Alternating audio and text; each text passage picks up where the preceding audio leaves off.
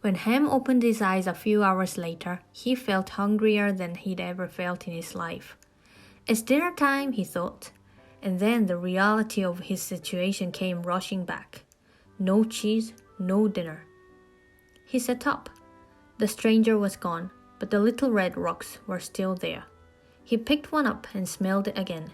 It smelled sweet. Before he had time to think about what he was doing, he took a bite. It was crispy, but also juicy. Sweet, but tart. It tasted like no cheese he had ever eaten. He ate the whole thing.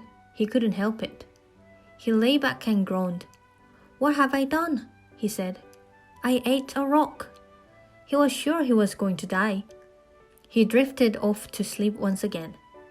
And for the first time in days, he slept all through the night. When he awoke the next morning, the stranger was there again, sitting on her haunches with her arms wrapped around her knees, watching him. "You're not dead," she said. "No," said Ham. "I'm not, am I?"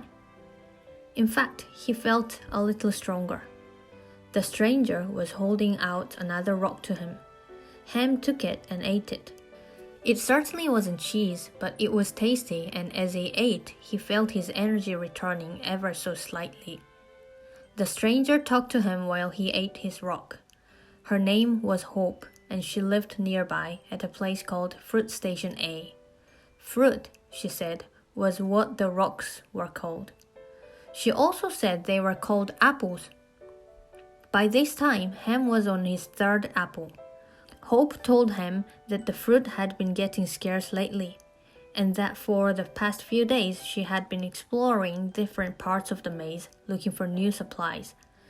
"It used to be that every day when I woke up there would be more apples," she said, "but that's been happening less and less.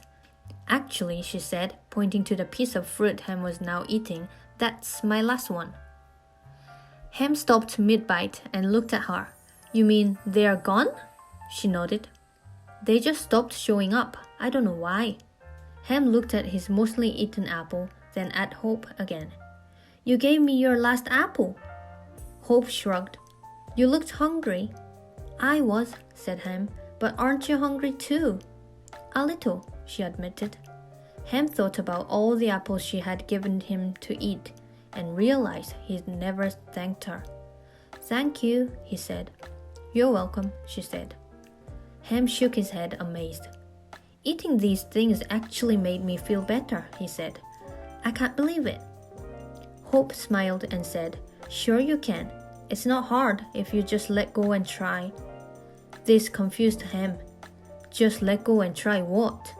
He had no idea what she was talking about. He knew one thing though. He was still hungry. All this talk about eating reminded Ham why he was out here in the maze in the first place. Now that his strength was starting to return from eating the strange new food, it was time to go looking for cheese again.